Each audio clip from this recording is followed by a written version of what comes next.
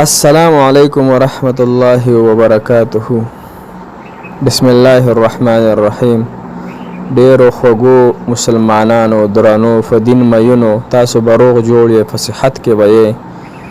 الله تعالی د تاسو تمام حاجات او مقاصد ضرورت د الله تعالی د خپل خزانو نه پوره کړي. الله تعالی د هغه ټول مسافرو ناراضي شي کوم مسافر چې بهر وطنونو کې ژوند کوي، کو هغه د افغانستان مسلمانان دي مسافر دي، کو د پاکستان مسلمانان دي مسافر دي،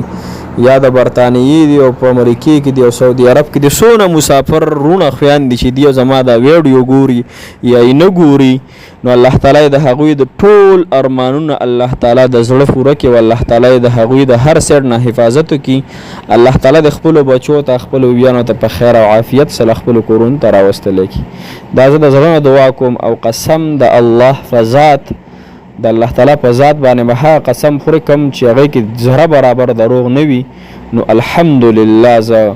هر جمعه یا په کومه جمعه چې بیان نو کوم غینه علاوه په هر جمعه ز الحمدلله د مسافر د فاره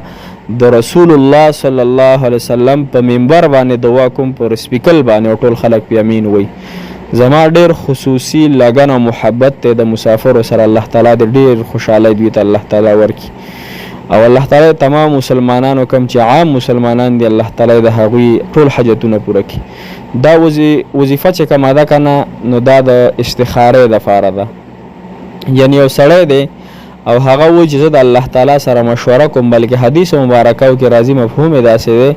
چې استخاره چې کم سړیو کې دی به پیمانه کیږي نه، یا کم سړی چې غواړي زه د الله تعالی سره مشوره وکم د هغه د استخاره وکي. نو بعض خلک استخاره نه یو لوی غر ساس کړي چې دا به څنګه کوم کله مونږ ته وي چې دا را تاسو وکئ. نو زه ته اسانه طریقې سره د استخاره اسانه ایمرجنسي طریقه خیمه چې به صرف ودکېږي دا یو عمل وکا ان شاء الله چې الله تعالی به تا ته هغه سیس په خوب کې یو خي یا به تا ته د هغې طرف ته اشاره وشي او یا بستا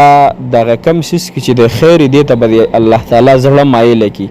مطلب دا چې زړه به د غواړي چې بس دې کار کې مې خیر دی ابد الله تعالی د سړه ستا په زړه کې اچولې شوی. نو ان شاء الله چې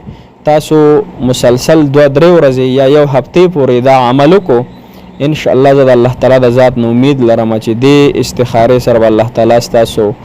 هغه مشکل کارونه چې کم تاسو وایي چې شروع کو او کو شروع نکو،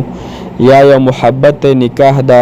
وای چې واده وسره وکړو کو نو کو د لګ زما د فارسنګ د خیره پکې وي یا پکې نه وي، یا سعودي عرب ته زم دوبای کته زم نور ملکونو ته زم چې دې ملکونو کې مې خیر وي او کو نه کنه، یا نه داسې نور مسائل تاسو ته مسلمانان دغه کې دي پریشانای کړي جو سو کو کنه کم سیټ تلل شو. دا اکثر مسلمانانو سره کیږي. نو دا ز تاسو ته اسانه طریقه د استخاره ان شاء الله خیم نه تاسو وورئ ان شاء الله الله تعالی بس تاسو ته اسانی راولي.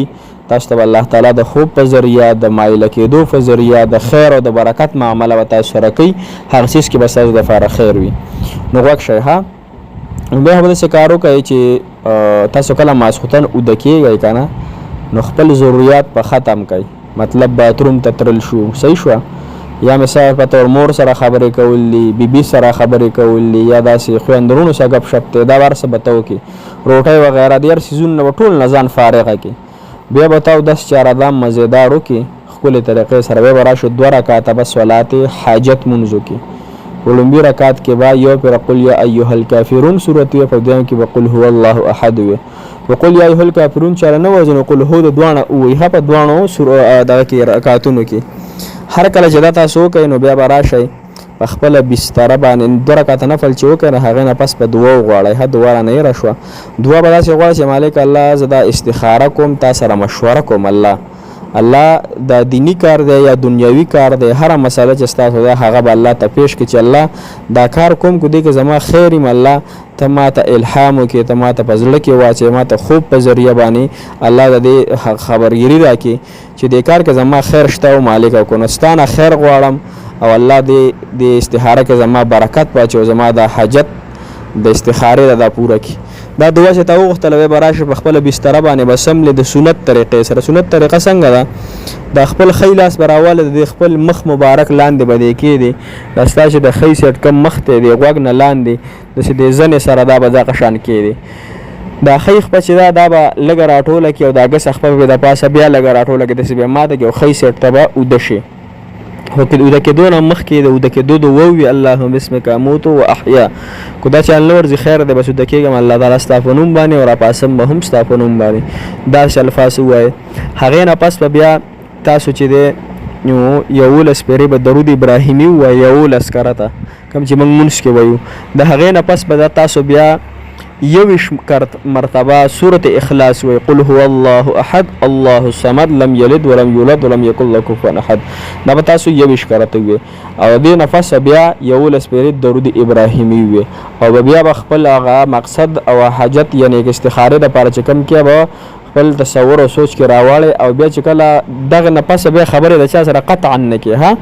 بیا به اوده شي په ښی سړه او اوده کېدو پورې به دغه وایي درود شریف. مطلب بس چې دا وظیفه ستا ختمه شوه دا عمل درود شریف به شروع کوي بل هیڅ چیز به نه وایي. درود شریف او دغه خپل سوچ مطلب دغه الله تعالی سره د مشورې سوچ الله تعالی ماته خیر برکت راکړي به خوب په ذریعه انشاءالله چې اوده کېدو پر تاسو درود شریف په ښی سړه اوده شوئ انشاءالله العزیز چې لومبۍ شپه دویمه درېیمه خامخا به الله تعالی تاسو ته هغې سیټ ته اشارتن وایي یا به تاسو ته په زړه کې اچوي یا به تاسو ته خوب په ذریعه وایي. انشاءالله ناامیدي مه کوئ او که خیر دی 2-3 ورځې که ونه شو نو مسلسل 1 هفتې پورې خامخا دا عمل وکړئ. زه د الله تعالی د ذات نه امید لرم انشاءالله چې ستاسو د حاجت او ستاسو د پریشانی مطلب استخاره دا به ښکلی کار کوي او تاسو ته الله تعالی د خوب په ذریعه یا د هرې طریقه چې وي تاسو ته الله او که خوب هم ونه لیدو زړه م یو سیټ ته مایله نه شو بس په کوم سیټ چې بیا ته ورځې بسم الله توکل ته وایې هغې کې به ستا دپاره خیر انشاءالله. الله تعالی مو ټول خوشحاله او آباد ساته. الله تعالی مو د زړه مرادونه حاجتونه پوره کړه. موږ ته دعا کوئ تاسو ته موږ دعا کوو ختمونه هم ستاسو دپاره من راسوي کوو انشاءالله العزیز. السلام علیکم.